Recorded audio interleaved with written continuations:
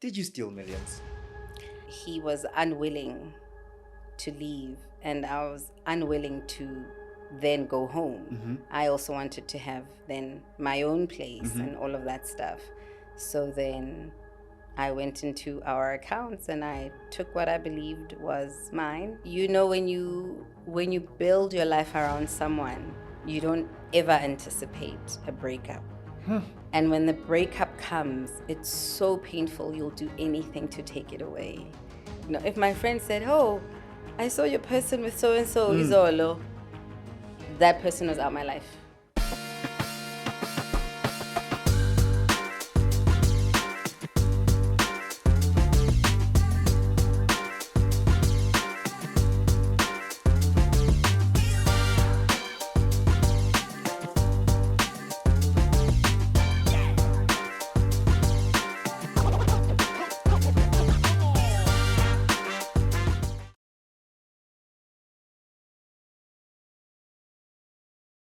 I'm trying my best not to be starstruck today. Suga. And have a normal conversation that has impact and it'll touch certain virtues of people's lives. So there's something I want to try, right? Yes. And then you're going to continue because I know my strengths and my weaknesses. Okay. Ngithi kudala Oh, ngizula. Nkosi yami. I didn't see that coming. So you can continue? Yes, I can. Okay. Awuqale futhi sengiprepared Ngithi manje. kudala ndizula ndifuna njengawe. Daddy of my baby, you are my number one, baby. Oh yes, my childhood was real. Thank you so much, Sister. Thank you for having me, Lungelo. How's your heart today? I'm happy. Yeah. It's a Friday. Yeah. I'm waking up to have a shoot and a great conversation with you. Sure. Later on, I'm performing. It's Yeah. how life's supposed to be. Absolutely. Yeah. It hasn't always been this way though. We spoke earlier before we started this conversation that there was a season where you just decided to disappear. Yeah. This happiness, you've had to work on it. Absolutely. Yeah. Hibernation is sometimes important. I think because I had been in the media space from such a young age. 19, I think. 19 years old. Yeah. So when I experienced certain so-called endings of my seasons in my personal life, I had to take a step back because now also the media space had changed, or the entertainment space had changed so much, where it was no longer about the art that I was giving, but Sure. people more interested in me and my personal life. Yes. So I didn't know how to handle that, being such Yeah. a private and an introvert, extrovert person. I needed to just pull back and bring myself towards myself and then come back. Gang of Instrumentals, was it your first iteration of music, or prior to that there had been so many trial and errors that we don't know about? Wow.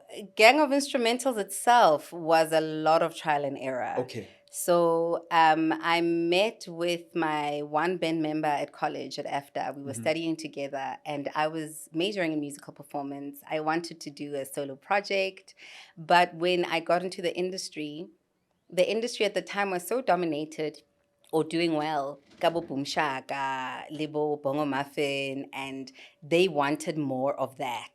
So they were not interested in having... In solo acts. Exactly. Yeah. So then I partnered up with the guys who had already a hip-hop album. They were supposed to feature me in their choruses. After they featured me in all the songs, the producer was like, guys, it makes no sense for a feature. Let's just, put it together. Who was the producer? At the time, we were working with an old man called Bruce Williams. Okay. An old white man. We were recording Go Randburg somewhere. And he was really imperative in grooming us as a band. Yeah. Unfortunately, that band disbanded. And then it was myself and Mandla N, and then we were like, we're not much of a group before a duet. Yes. So we went about a hunt to find someone who would complement us, and that's when we bumped into Bongo Riot. And then Gang of Instrumentals became what you now know as Gang of Instrumentals. Sure. And yeah, the rest is history. Do you remember what was your first song that you released? I'm not saying the first biggest song, but what was the first song that you released, and how was it received? The song was called Cry For Me. Okay. I'm so glad you can't find it on YouTube. Because, wow, the styling was horrific. The guys were back my overall. Yeah. And I can't even begin to describe what I was wearing. Anyway, I was in my hat season.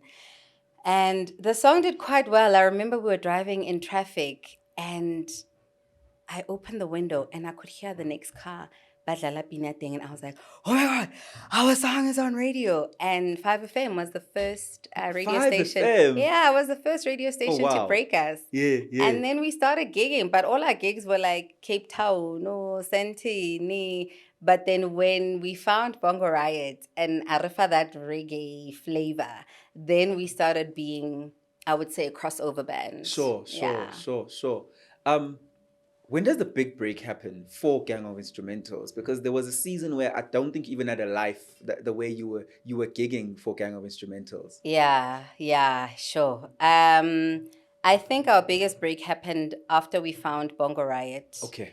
We had been in studio for quite some time. I think then Gang of Instrumentals, we started got 2002. By the time we found Riot, it was 2006.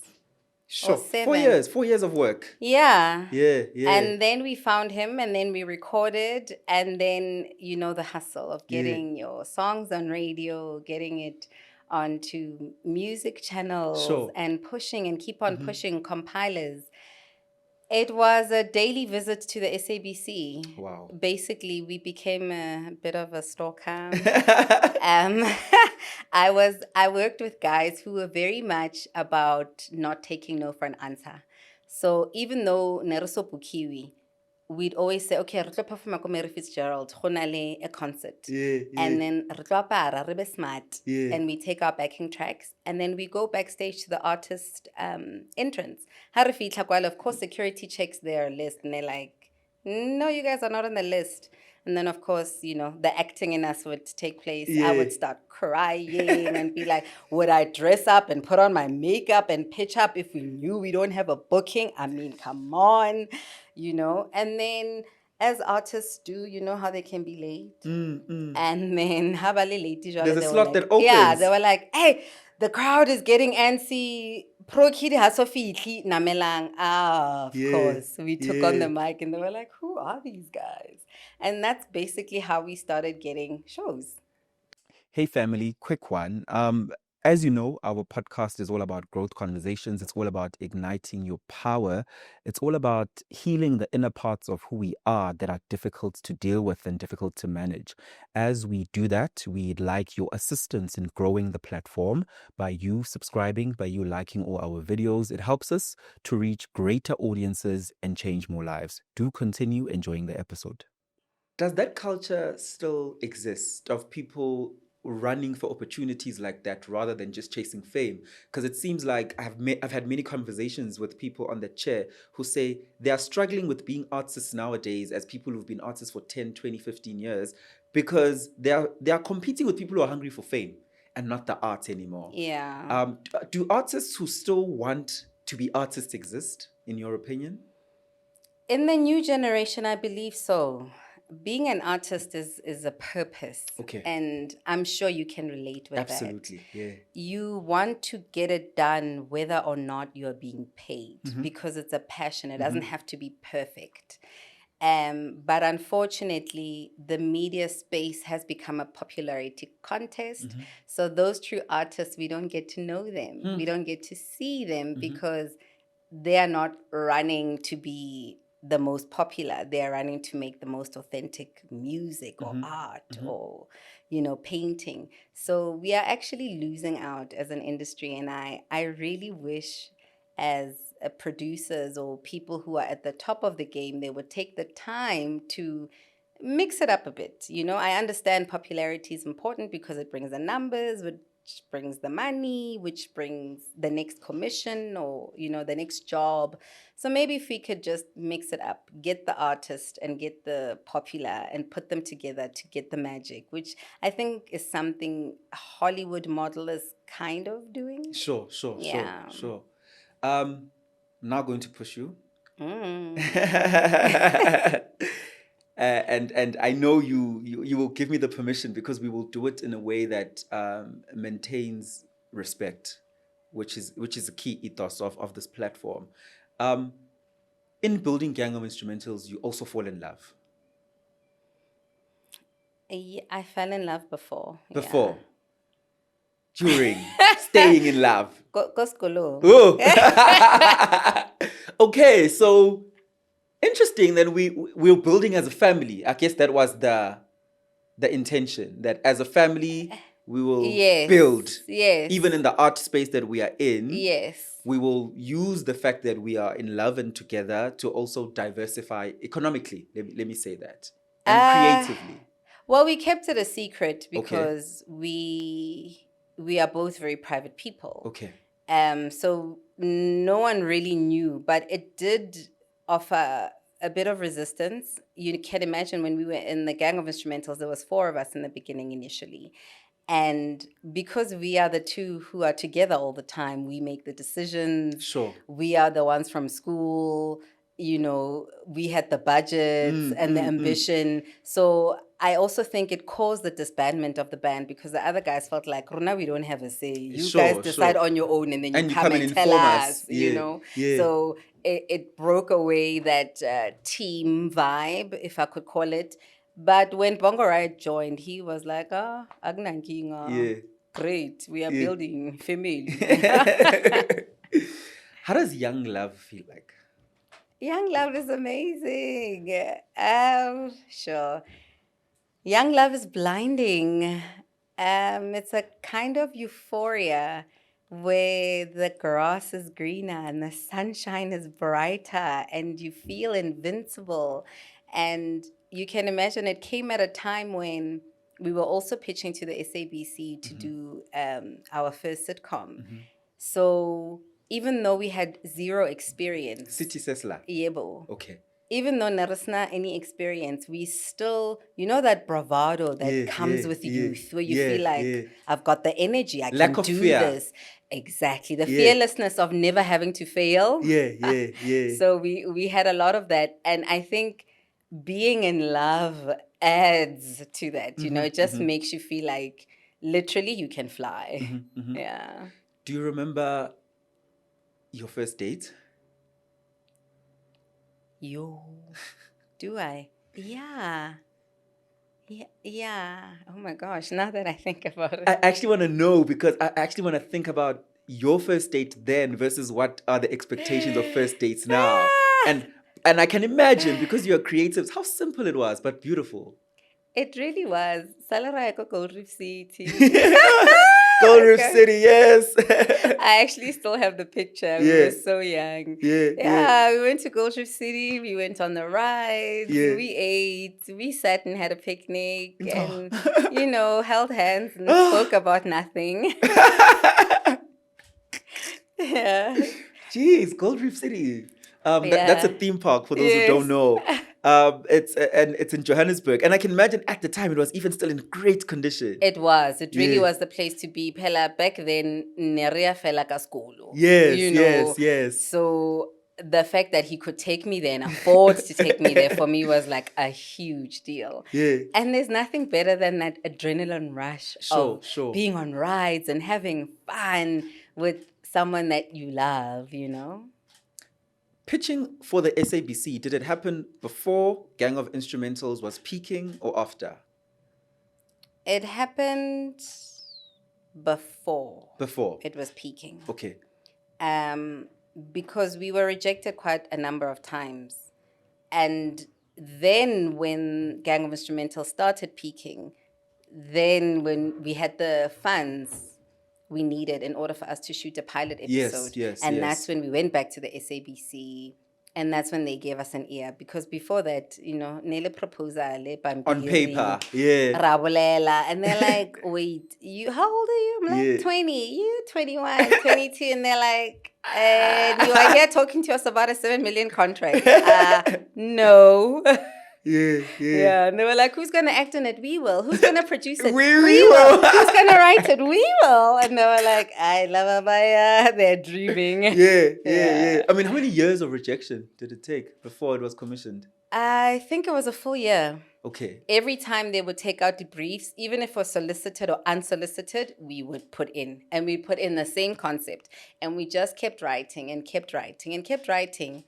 And I think when we actually got our opportunity, it was because we had shot a pilot episode and we had submitted, I think, 3 episodes of scripts. So they knew we were ready to go. We were not waiting for the money.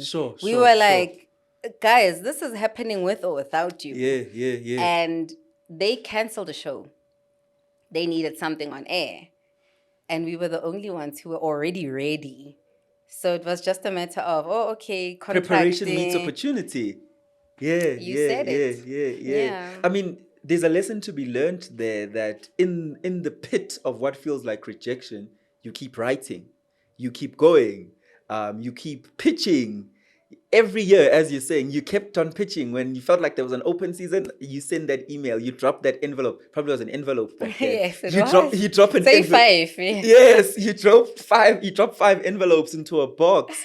Do you remember the day you got the call that yes? I do. We went, they called us for SABC 1, I think it was the 8th floor. And it was a young gentleman by the name of Blessing. Okay. He was in charge of the commissioning. Arabita, and he sat us down because he had to tell us personally, to tell us that, yes, you have the contract. However, you need to partner up with an experienced production company. Sure. So until you can come back with an experienced production company and re-pitch with them, then we will finalize the contract. So it was a celebration, but who are we going to partner? Did you find the partner? We did. Yeah. We started with Roberta of Penguin Films, because I had been working with her and the late Joe Mafela. We had done Fella's TV and Squeezers, and I can't remember what other production. So I immediately called her up, and the deal she was putting on the table, we were not aligned with. We then called up Endemol Productions. One of our team members, Marin Reddy, their father had contacts there. Then we had the meeting with Endemol, and Clive, was it? No, that's another person. I can't remember his name, the creative director, then creative director. He was so aligned with us. He understood where we were coming from. And we were able to go back to the SABC as a united front, and we got the contract. And you got the contract. Yes. Geez, City Sesla was a moment. Truly a moment. I keep revealing my age clearly in this episode. It was a moment, man. That was funny. Truly funny. Like, from the bottom of your stomach, you'd laugh. We don't have TV like that anymore. We don't laugh anymore. Yeah. No, we don't. I unfortunately have to agree. We don't laugh. It's just drama and drugs and sexual intercourse. And murder. Yeah. And criminality from black families. Always, by the way, the black family are in crime. Of course. And they're preying on the side as well. Right? Yeah. It's crazy. I don't know if it's some kind of trend, but I think we as a society have been consuming so much of that, but we keep on consuming because the commissioning editors or the broadcaster can only broadcast what they know will succeed. Absolutely. So as long as we are consuming that and the numbers are great, then no one wants to get left behind. They see, oh my goodness, that dramatic, murderous, witchcrafting show is doing well on that station. We need it on ours. Absolutely. And so the story goes. And because we are in a position where we as production companies get told the kind of creative the broadcaster wants, then you develop the show that they want. And then everyone is stuck on the same trail. Or rut, yeah. City Says Loud lasted for how many years? A long time. I think 15 years. 15 years. Yeah, and then we still did a Says spin-off. Topla. Exactly. Yes, yes. Which also had another 3 seasons. So do you remember when people found out that you and your former husband are together? I don't think I do. It was like a natural progression. Okay, people know, and yeah, it just kind of happened, and then the next thing we were like, "Yo, Bona magazine cover shoot, yo, true love, oh, you know." Like, yes, please, I'll do the covers. I was excited for the covers. I wasn't excited for the private life to be out there. But, it was the time. Sometimes when you're young and it just seems like, oh, well, it's the thing to do. It's an opportunity. Sure. You were in love for a long time without obviously us knowing the details of what was happening in your home. I'm sure there were so many moments you guys celebrated commissioning shows together, gang of instrumentals, children, so many authentic, real moments. I'm sure going from one financial bracket to another together, moving from one suburb to another together, moving from low walls to high walls. Is this your life? I'm just telling your life story. Where does it go wrong? Sure.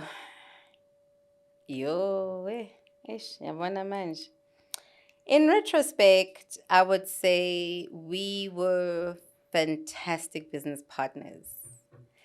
I think the relationship or the romantic relationship, the cracks were not showing because of all of the success, because we are both so passionate and ambitious about media, and we were both so multi-talented and living the dream, so to speak. I can only speak for myself, did not see when the cracks started to show, did not see the red tape or the red flags, because performing all over the world was making it all better. The healthy bank account was making it all better.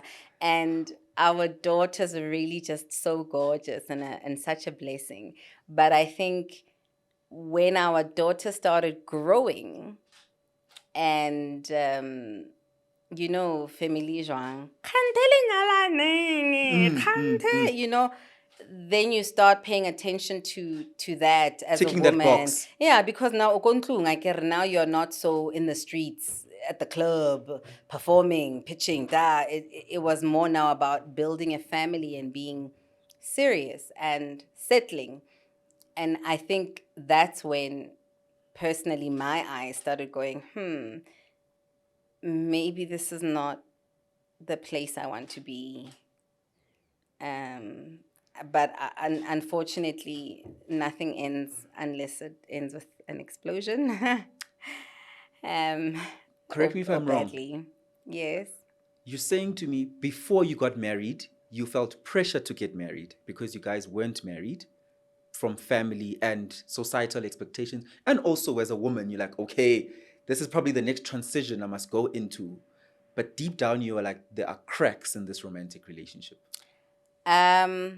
Well, we didn't get married. Ever?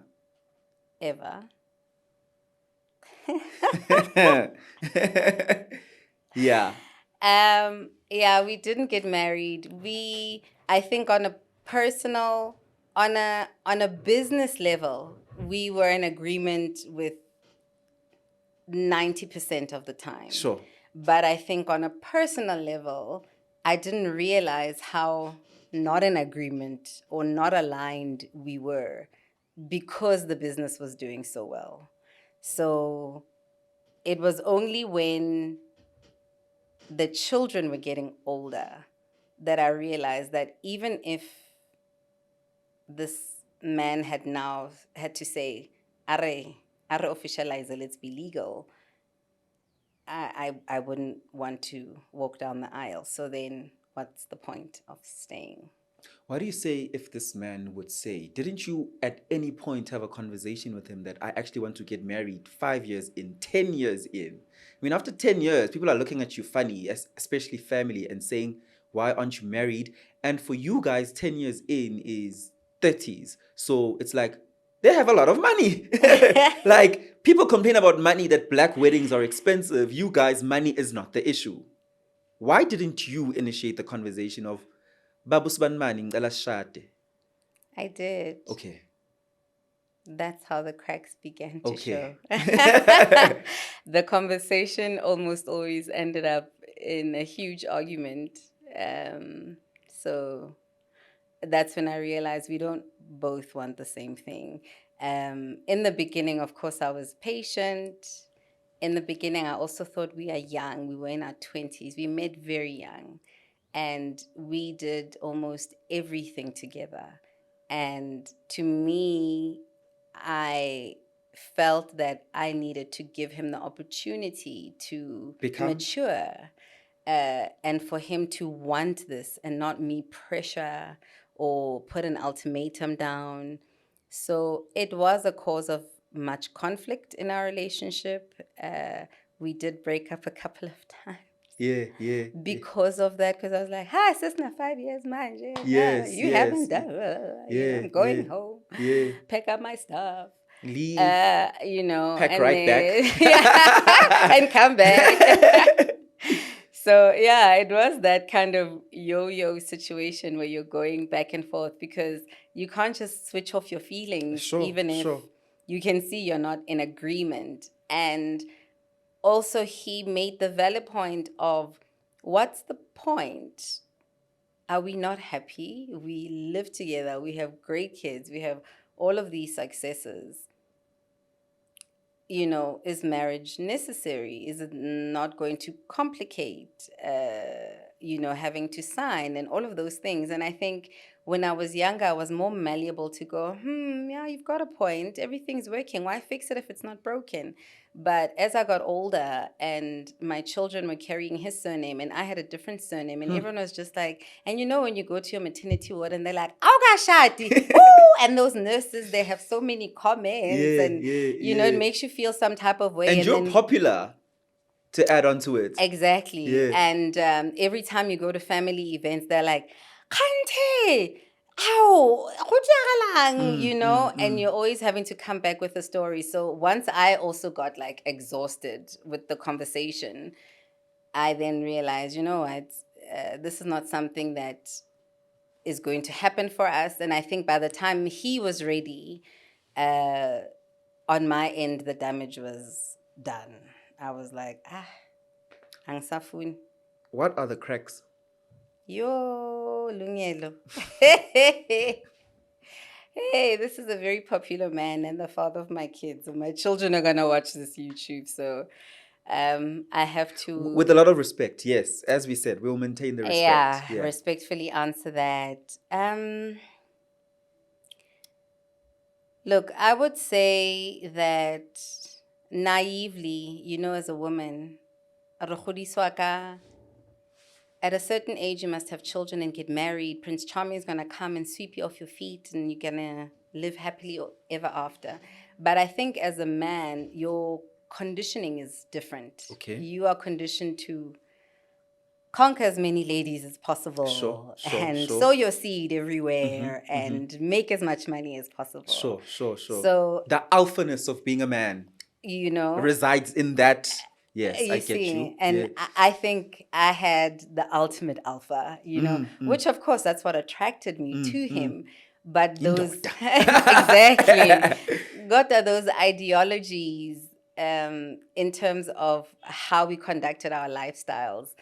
That's what really caused the conflict or the cracks, was that I'm wanting to...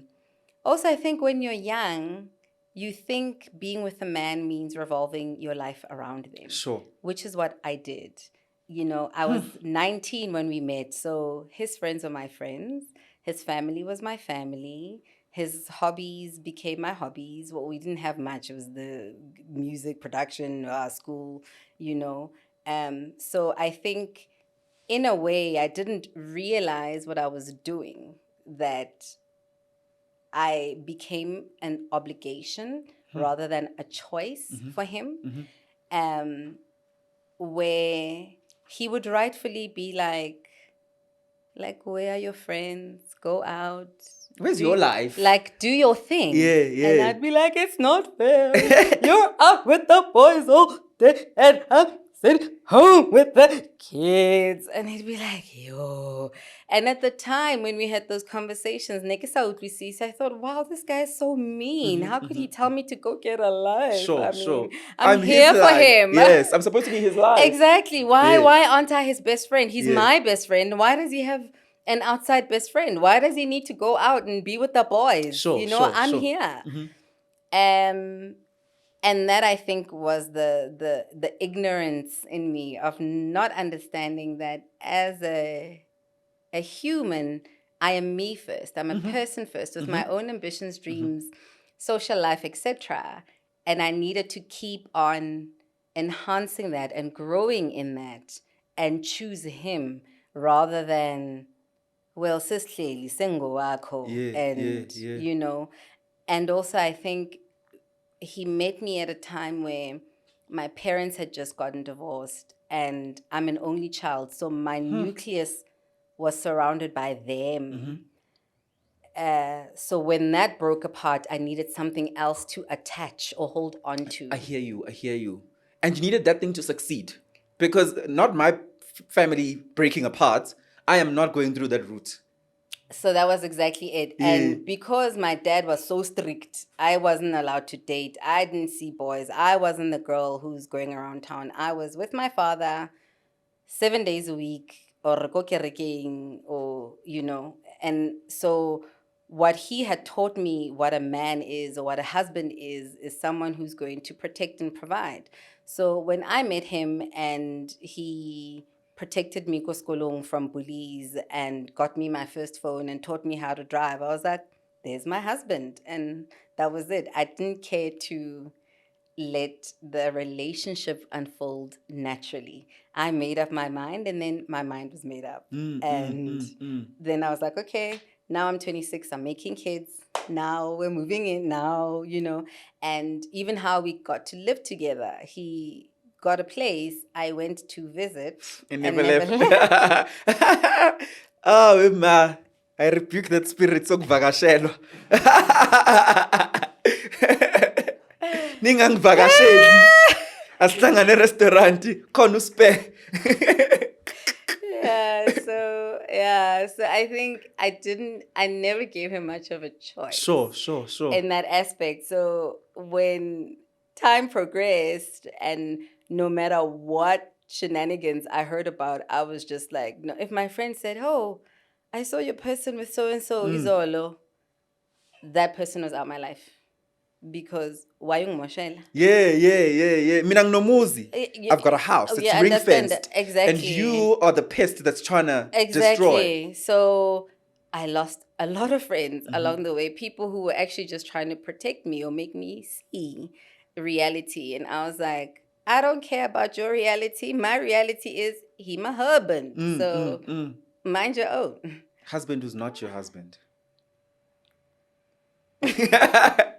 Hey, kuyenzeka, hashtag. Yeah, guys. Hey, shukula. You learn, you grow. Second, third breakup. What's going on in your brain by then? Why am I still here? What type of thoughts are you in? You know, when you build your life around someone, you don't ever anticipate a breakup. And when the breakup comes, it's so painful, you'll do anything to take it away.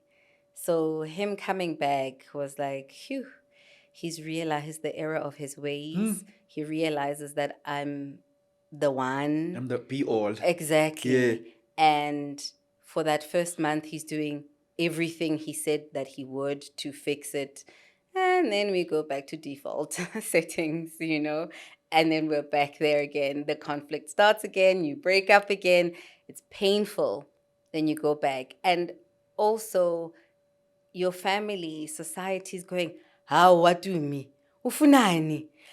You guys have success, you have this, you have that. Live in a People mansion, respect cars. you. Yeah. I mean, you travel the world. Like, what else do you want? Yeah, yeah. And then yeah. you'd be like, yeah, Mara, so all men do that.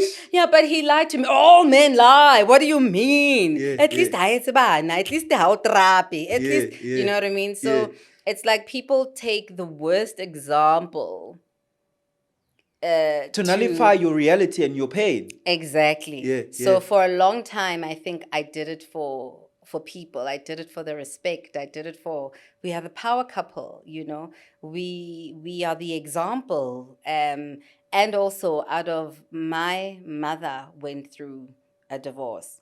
I'm not, it's not going to be our family legacy. So I'm going to succeed at this. I will not fail. So each time I got back in, I came with that mentality or ethos or determination.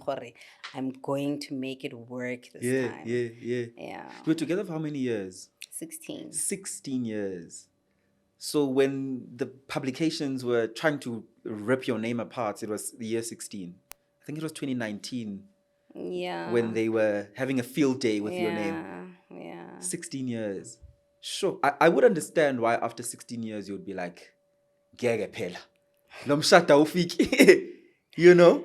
Well, I mean, he did come to my home. They did send a letter, Okay. ukuthi bazokhipha amalobolo and all of that. Which year? Year number? Do I remember? 14. Not for 14. Aksakubuli. I think it was between my 2 pregnancies. Okay. Yeah, so at that point, I at least felt like, okay, this We're is going happening. somewhere. Yeah, Yeah. But unfortunately, we lost his mom. Okay. And then we had to give the family time to grieve. And then I think 2 years or so after, we lost his father. And then we had to give the family time to grieve as well. It was a very challenging time for the family and us. You again defining your life by his standards. Yes. And then, and then once all of that kind of died down, I think what started rising inside me was a sort of resentment, which I obviously directed towards him, even though now in retrospect, it wasn't necessarily his doing, He did his best to be my person. We built all of the things that we built, and it meant for me, I willingly sacrificed and compromised some of my ambitions and my dreams so that the family could thrive. So now the resentment of not being able to live in my purpose started coming up. And that's when the point of no return came, because there was just so much bitterness inside me. I think I just became an ugly person because... Probably even in your conduct towards him. And towards other people. I mean, you can imagine now we have a record company, we have buildings, we have a production house, we have a staff of people that I'm supposed to manage, and I'm in this dark, ugly state, Obviously, I'm walking in. I'm not motivated to work. I'm sitting in the boardroom wishing I could be on set acting. I'm sitting in a meeting with the accountants, busy with contracts and budgets, when I want to be recording music, So I think the choices that I made it was easier for me to not look at myself and look at him and be like, yeah, because of you, I'm not doing the things that I want to do, and you're getting to do the things that you want to do. And by the time I was in that space, there was nothing he could say to quell the fire, I think I just needed to self-actualize, which is something I never gave myself the opportunity to do. I went straight from listening to my mom and dad and my teachers to now listening and collaborating with him, and my own internal conflict was like, okay, girl, who are you? What do you want? And your body knows your purpose. So you are in that constant internal fight. Yeah, and then once I exploded, I was like, who am I? And yeah, I changed my number and packed up the kids and went back home. What's an explosion? What does it look like? For me, it was crying. It was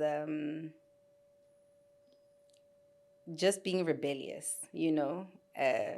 knowing that we have a pitch at 8 o'clock today and everyone needs the presentation by 10 o'clock last night. Sure. And at 7:30, I'm still busy with it, just being rebellious. All the things that my father, or I know he would not appreciate, or the pillars that we believed our relationship are built on, for me to just be like, I'm going to do it, I'm going to go out all night with my friends. So what? So... Because now I can finally have friends. In the rebellion, you're like, no, I'm trying to find myself, so leave me alone. This is what I like to do. Exactly. I have all the money to do it. So I'm going to do what I want to do, We have a pitch that we're all supposed to prepare for, that the staff is sitting in the boardroom waiting for me. And I'm like, no, I took a voiceover, or I'm going to an audition. And it's like, he'd be like, are you okay? This pitch is gonna set us up for whatever. This is so many millions. And balo patala bakaiko voiceover 1.2 thousand. Like the petrol to go there. Like is 1.2. Like renality expense. Why are you not using your head? And those kinds of conversations, even though I realized he was being productive,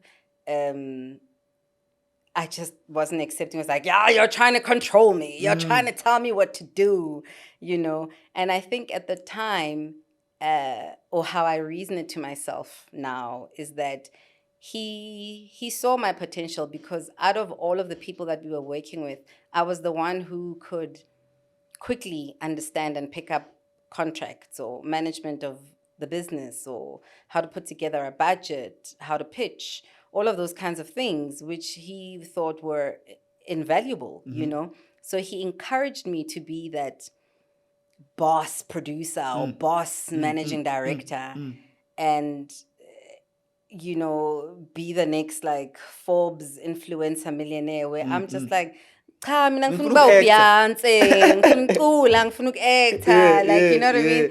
And he'd be like, yeah, you'll get a role, like, let's just get to this milestone and this milestone. But it felt like the goalposts kept moving. The more shifting. The more we became successful, the more the business needed me to be hands-on, because now it was multiple projects, multiple this, multiple people. Telenovela here, drama series there. You see, and the only person he trusted was me to look after the money, to look after the people and the business.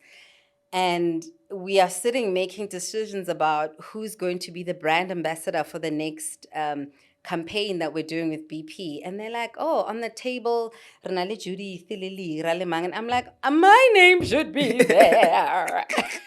Why is my name not there? We're putting together a concert for whatever AIDS campaign, and the artist lineup. And I'm like, my name. We are casting for lockdown, and I'm like, hello. So it just felt like, even though I know he was doing what was best for the company and for the family, it was not what was best for me. And not because he was necessarily out to oppress me. I think because I had met him when I was so young and so happy that someone else wanted to take the lead. When I'm young and indecisive and brokenhearted that my dad's left me and my mom, and someone is willing to take on the reins, and I don't have to be the one to make the choice and then possibly fail. I can just hang on to his coattails. So that's the way our relationship had been for a long time. And he was just continuing the way he's always been. But now I was like, no, I want to make a decision. No, I don't agree. But even if I'm disagreeing for the sake of disagreeing, I was in that space. So I suppose we left because of irrecoverable differences. I'll push you for the last time. We wake up one morning, afternoon, in the era of Sunday newspapers. Thank God that's over. Thank God. We wake up one morning and clearly they didn't do their research because they wrote divorced for, and it wasn't a divorce.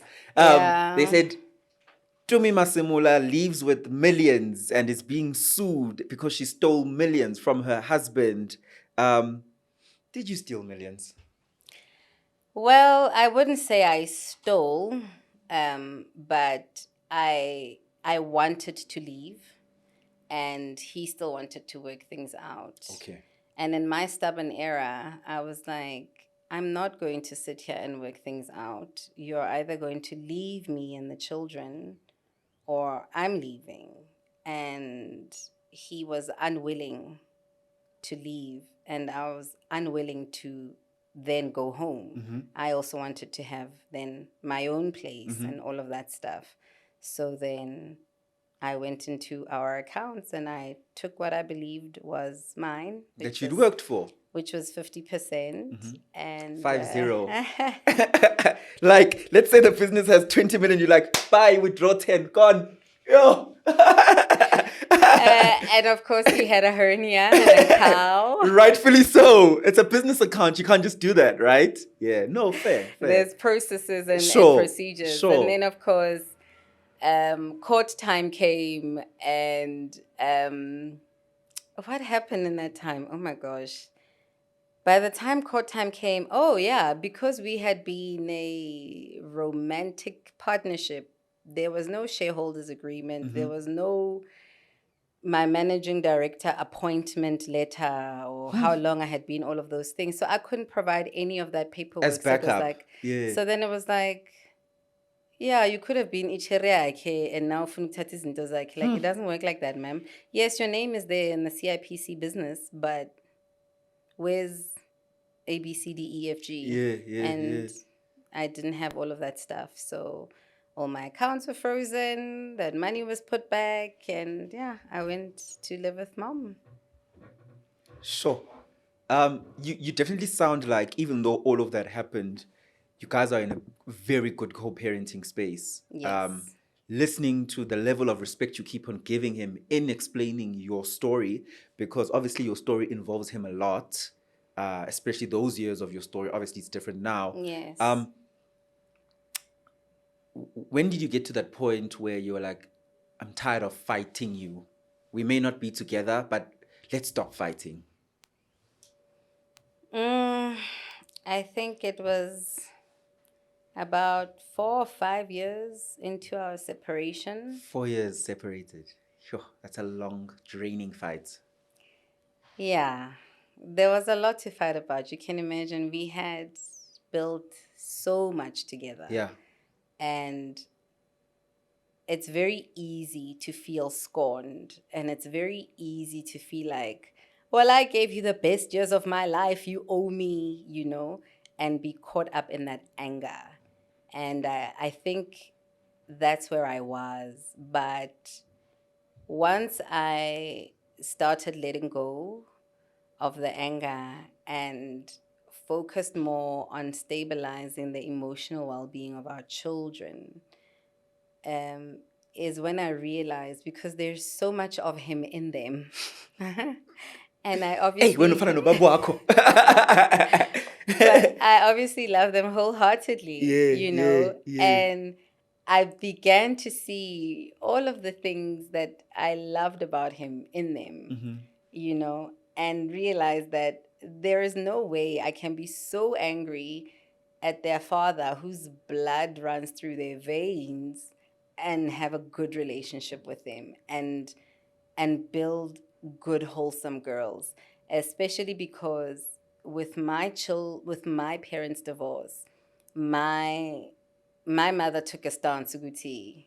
There'll be no co-parenting. What? It doesn't make sense for you are living here. There's my rules, and then you're going there, and there's those rules, and cha cha cha. You know, I didn't know that at the time, but when I found out through conversations, I actually grew bitter because for the longest time I was mourning my father, thinking he left me and wanted to have nothing to do with me, whereas it was actually a decision made by mom to alienate him. Yes. Yeah. And once I'd realized all of the dis-ease it had created inside me and inside my life, I decided I don't want that for my children. Yeah. So I think understanding that from my mother then made me see that actually, if I'm holding on to that anger the way I saw my mother had been, I will end up like my mother. I'll end up with my 30-something-year-old child coming back to my house with their kids, and it's my problem. And I was like, no, I don't want those problems. I want healthy human beings who are decisive, who can make healthy choices, and really build a successful life for themselves. So once I put that focus into them, it made it easy for me to firstly forgive myself, and then forgive him, and then reach out to say, let's sit down, let's talk, you know, let's recognize all the wonderful things that we have actually achieved together.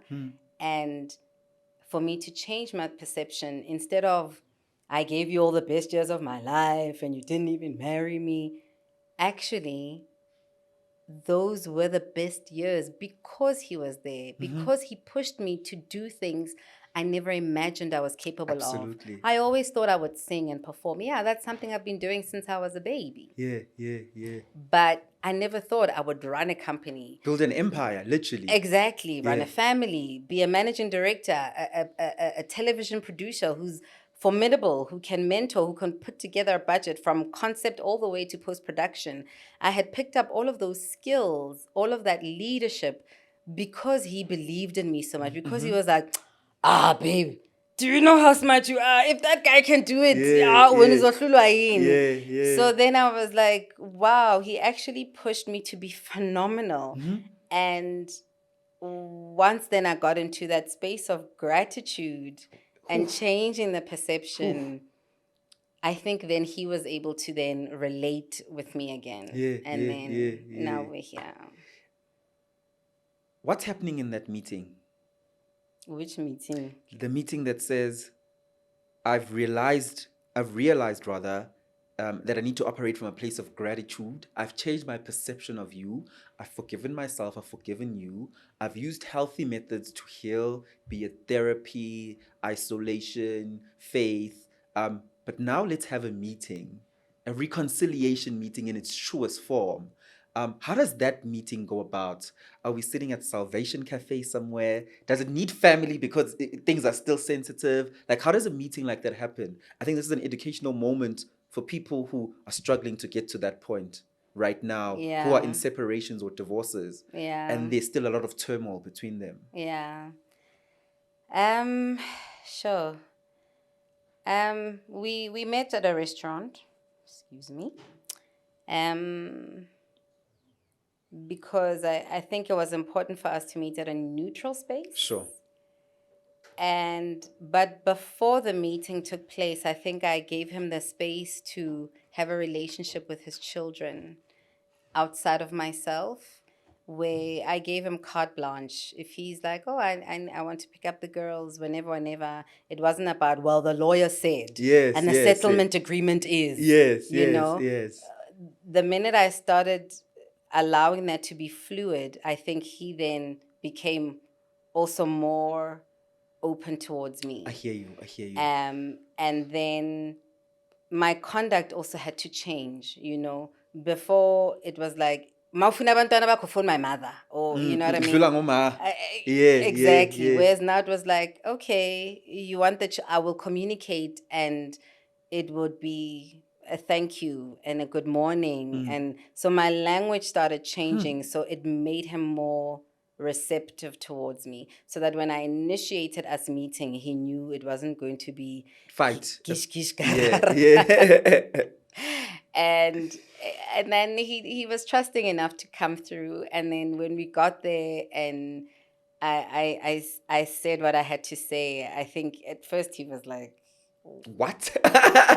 he was taken aback. Yeah. But the more we spoke, and I allowed my emotion to show, you know, I allowed myself to cry in front of him. I allowed myself to be vulnerable. It allowed him to be vulnerable and to be like, you know, and for both of us to just breathe out and cry it out and hug it out and be like, okay, we're gonna be okay. It's okay. We accept that it didn't work between us, but it doesn't mean that our relationship was a complete failure. You know, we still have something of value to give to one another, especially as parents. So mentally, emotionally, spiritually, where's Tumi now? I see that light. I saw it. I actually saw it. Thank you. Yeah. Spiritually, it's been a tough one. I obviously had to find other spiritual people who have gone before me to mentor me. Yeah. Because I think when you're young, you also go with the mentality of bazongitshelani, you know, it's my life. No one knows me better than me. So I allowed other people who had been there before me to give me guidance, and I became open to learning, and became a sponge where spirituality was concerned. And once I started understanding myself as a spiritual being with a purpose, it made me understand the conflict and the dis-ease that I had been living with all along. It made me realize how I had not self-actualized, how I was always leaning on collaboration to make a decision, and leaning on, you know, outside validation to guide me rather than my own intuition. So I started doing shadow work, journaling.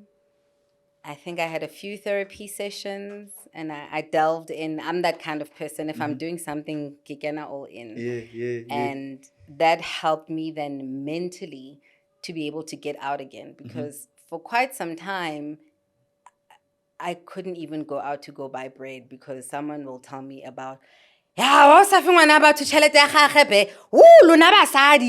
you know, the people feel like they can just comment on your life without knowing. And I didn't know how to react to that, because I had conditioned myself to be a nice girl and sweet and always smiling. So I didn't understand when the newspapers were painting me to not be the person that I knew me to be, and people were reacting, believing that. Then I realized niceness is a myth. As a person, you're supposed to be reasonable, not nice. And as a person, being sweet is actually deceptive, even to yourself, because you are allowing things that you disagree with to happen because you just want to be sweet. And they perpetuate. Exactly. And it also means that you are... It meant I had to face my flaws and see, actually, you're two-faced. In order for me to be sweet to Lungelo and agree with Lungelo, but Lungelo doesn't agree with Kabelo. So that means I'm being sweet to all of them. That means I'm not standing for anything. Exactly. So that's actually quite two-faced.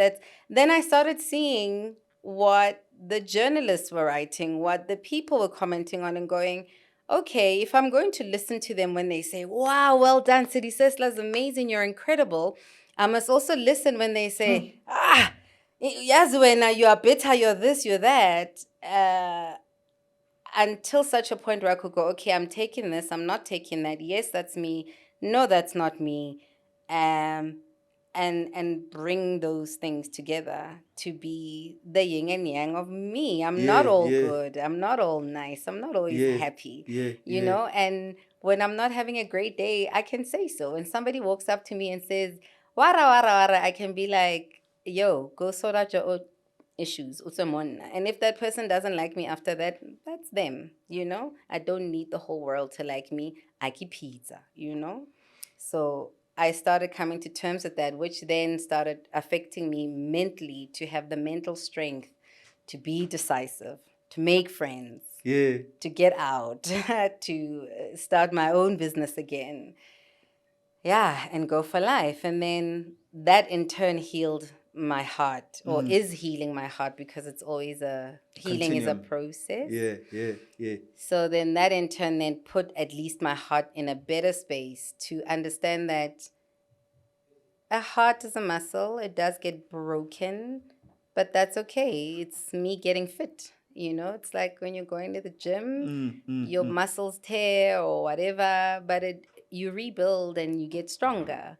So it's not that I'm broken, it's that I'm getting stronger. And now I can look at all of those seasons and phases and emotions as knowledge and value.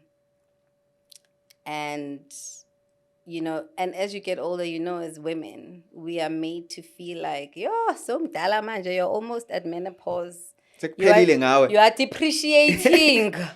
Not a car, not depreciation model. Especially in entertainment, you know. But then I started subscribing to so many women who have just been like, ageism isn't a thing, you know. Growing older is appreciation. Exactly, it's a maturity thing, and still wanting to be in the media and entertainment. All it means is just like, look after yourself, look after your body, give yourself some love and self-care, then you will meet the so-called standards of this industry. Okay, I didn't go as extreme as bleaching myself. Oh no, you didn't just say that. I like my complexion. You know, for the lead roles, because such things also affect you. Because when I came back, then I was like, yeah, let's do this, you know. All of this experience, a few producers, they're gonna be like, oh, we know her. She can act, she can produce. I'm gonna get a job just like that.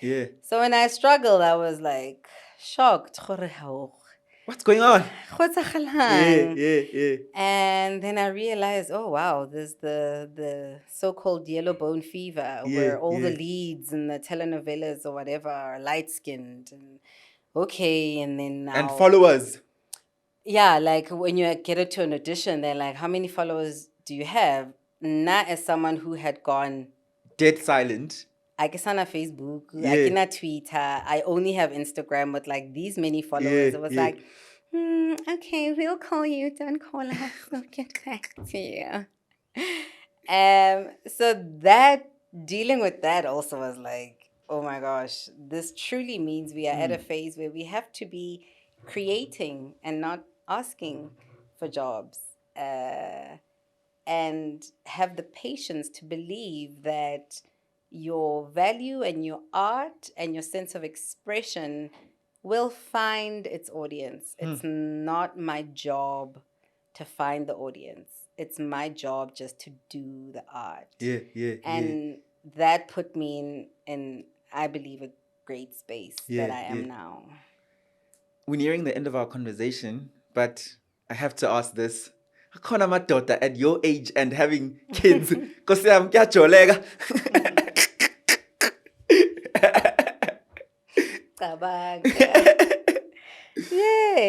Yes.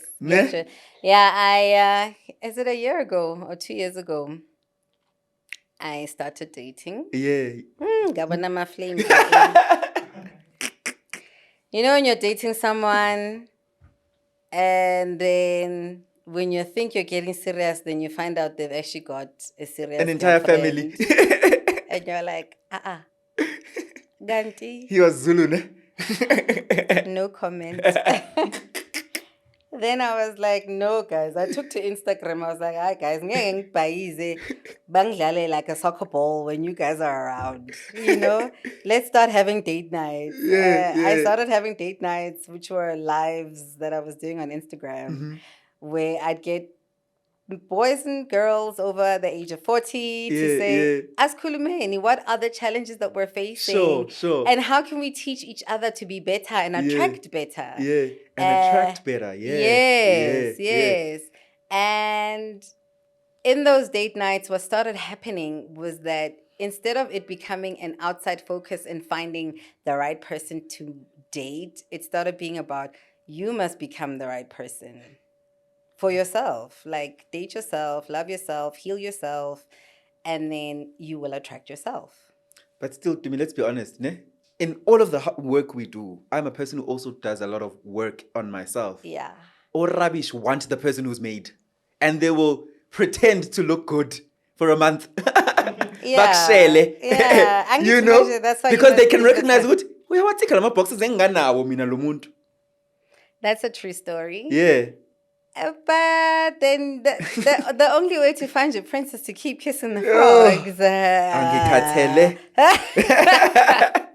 There's no other way around it, unfortunately. I don't have any other advice. Even me, myself, you know. Yeah.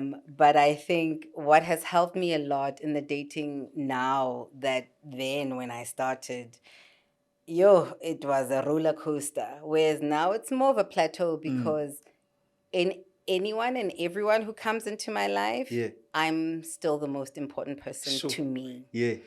Because before I realized you self-abandon because you want to please him and you want to. So now it's like, no, I'm on this path. You're going to fit in or carry on parallel. I'm not going to change my direction. So people come in and fall off, and that's okay. What's that one thing you know for sure in life and you're absolutely certain of? I'm for sure that we are spiritual beings, and I'm for sure that your intuition and your subconscious knows everything. Not some things in terms of the decisions that you need to make in life, but everything. I mean, it's like when you were in your mother's womb. You are not going, sing na 6 months, man. Where are my toes? Why is my nose not developing properly? It all happened. Your subconscious and your intuition took care of everything. You came out and one day you were a size 1, the next year you were a size 5. You know, you didn't have to think about it and plan and think and all of these things that the world teaches us to do. You didn't. It just happened. So if you would allow yourself to listen to your body and your subconscious and your intuition and flow, you will live in your purpose and you will be where you're supposed to be. God is saying, I'm giving you 30 seconds in life to say anything to your daughters. In that camera, what are you saying to them? To my babies. That you girls are my blessing, and I wish you all the best in life, and for you to achieve everything that you wish for. Just be authentic, even if it rubs people the wrong way. Just be authentic. It is the best way to magnetize yourself and attract everything that is yours. The show is Engineer Your Life. I'm Lungelo, KM Tumi Masemola. It has been an absolute privilege. Thank you for the so therapy much. session. You were warned. You were warned. I'll see you guys in the next episode. Kholwa emandleni onawo. Oh my, we're finally doing this. What does EYL Africa represent? It's about standing in your power. It's about, in isiZulu, it's Kholwa emandleni onawo, which is our tagline. You will see it on the back of my t-shirts. It's about believing in the power that you have, believing in the power that your God, your guides have invested in you. Shop our socks, shop our t-shirt. And yeah, just keep believing in yourself. EYL Africa. Now available on EYLshop.Africa.